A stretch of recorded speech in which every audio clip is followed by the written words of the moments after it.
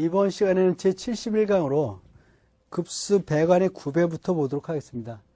배관의 구배는 일반적으로다가 고가수조 방식 같은 경우를 기준에서 봤을 때 이런 거죠. 여기가 고가수조 방식이에요. 고가수조 방식에서 메인관 각 층에도 이렇게 가면서 이렇게 공급을 해줬어요. 이렇게. 그랬을 때 이 관을 거짓말 못해도 이렇게 제가 많이 수평을 줬으면, 이렇게 구배를 줬습니다만은 내려가면서 선 하향 구배들에, 선 하향 구배, 앞내림. 앞으로 가면서 내려주는 구배, 앞내림 구배들에. 왜 이렇게 들어가느냐? 이유가 있겠죠. 각 층은 선 상향, 각 층은 이런 것들은 이렇게 올라가면서 들어요. 선 상향, 앞 올림 구배라 그래요. 이렇게 들어요. 이유가 있겠죠. 이거를 반대로 한번 그려볼게요. 어떤 문제가 생기겠는가 보자는 거죠. 그래서 이렇게 내려와서 주는데 이렇게도 따라해보세요. 그리고 내려와서는 이렇게 이런 식으로 됐어요. 그래서 올라가면서 이렇게 공급을 했다 해보세요. 거짓말 못해서 이런 식으로 구배를 이렇게 주지는 않지만 아무튼 구배를 이렇게 뒀다고 가정을 해보세요. 수리를 하려고 그래. 수리. 내가 수리를 하려고 어떤 문제가 생겨서 수리를 하려고 배관에 물을 빼야 돼요. 특히 배관에 물이 차 있으면 용접을 할 수가 없습니다. 그럴 때 이 발브만 열면 물이 쏙 다 빠져야 되는데 이건 발브만 열면 물이 쏙 다 빠져버리죠. 배관에 있는 물 싹 다 빠져버립니다. 수리할 때. 근데 이걸 보자는 거죠. 발브 열어도 배관에 있는 물이 하나도 안 빠져버려요.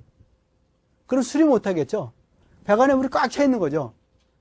그래서 이렇게 하지 말고 반드시 고가수조 방식 같은 데서는 그 메인관은 하향 횡주관은 선 하향 구배, 각층 횡주관은 선 상향 구배로 이렇게 두란 얘기예요. 그래서 여러분들이 꼭 이해를 하시기 바랍니다. 그럼 맨 밑에는 이 밸브를 베니 밸브라 그래요. 찌꺼기를 제거하기 위한 베니 밸브를 설치해주라. 그 다음에 이제 슬리브라는 게 있는데 이건 뭐냐면 이런 거예요. 여기 벽체가 이렇게 있어요. 벽체를 갖다 이렇게 두면은 일리다가 배관이 이렇게 들어간단 말이죠. 배관이 들어가기 위해서 배관이 들어가서 여기다 배관을 이렇게 두면 콘크리트 안에다 이렇게 배관을 이렇게 뒀다 해보세요. 여기다 이렇게. 그러면은 어떤 문제가 생기겠는가? 이 콘크리트에다가 콘크리트 벽에다가 이렇게 배관을 두면은 신축팽창에 의해서 배관이 터진다든지 벽이 깨진다든지 둘 중에 하나를 해야 돼요. 그래서 이렇게 두는 게 아니라 어떻게 두냐? 미리 관을 갖다 이렇게 심어놔, 미리 관을 심어놔요. 그런 다음에 배관을 집어넣으면 지 맘대로 왔다 갔다 움직일 수 있는 거죠. 벽체라든지 바닥을 관통할 때는 반드시 그래서 슬리브를 집어넣으라, 슬립 배관을 집어넣으라. 그럴 때는 그래서 이건 왜냐면 교체를 한다든지 수리가 편리하기 때문에 그래요. 수리할 때 잘라내고 뽑아낼 수 있죠. 교체할 때도 그냥 뽑아내면 되죠. 그래서 교체나 수리에 편리하기 위해서 반드시 벽체나 벽을 관통할 때는 벽체라든지 바닥을 관통할 때는 슬리브 배관을 해줘라. 그런 얘기입니다. 그 다음에 이제 지수밸브라는 말이 나오는데 지수밸브는 뭐냐면요. 나눠주는 거예요. 분기점 같은 데서 밸브를 두는데 수리를 한다든지 국부적 단수로 해서 밸브를 잠가야 돼. 어느 지역을 국부적으로 잠가야 될 경우가 생겼다. 물을 잠가야 된다. 그럴 때 대비해서 중간중간에 그래서 분기점이라든지 분기점 같은 데다가 거기다가 밸브를 달아주는 것을 지수밸브라 그래. 지수밸브. 그 다음에 이제 피복에 대한 것들이 있는데 피복은 그렇게 중요하지 않으니까 그냥 넘어가셔도 될 것 같고 그 다음에 설비 시스템의 소음 방지 대책입니다. 일단 소리가 많이 나면 안 되잖아요. 그래서 급수교통 배관은 유속과 급수압력을 적정히 조절해 줘야 된다는 얘기죠. 수압이 세다. 그러면 어떤 문제가 생기냐면 수격작용이 일어나서 땅땅으로 소리가 나니까 또 급수교통에는 마찰 정화를 최소로 하기 위해서 소음풍기 정압을 감소시켜주라. 또 벽체를 관통하는 배관은 구조체와 직접 접촉하지 않도록 완충제를 사용해서 전달 소음을 감소시킨다 그랬는데 무슨 말이냐면 이런 거죠. 이게 벽체를 관통한다. 벽체를 이렇게 관통한대 배관이.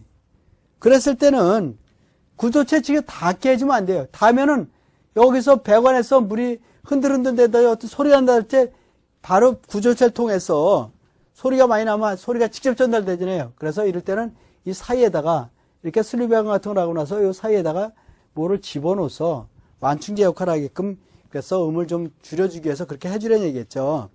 그래서 또 이중바닥을 설치해주라. 이중바닥을 설치해서 진동이 많이 발생할 때는 이중바닥을 설치한다든지 아니면 방진제를 설치해주라는 얘기겠죠. 다섯 번째, 이 소음이 공기로 전달될 때는 실내에다가는 흡음제를 설치해요. 외벽에는 차음제를 설치해줘야 된다. 이건 앞에서 외벽에 대한 소음 방지 대책에서 나왔던 그런 내용들이겠죠.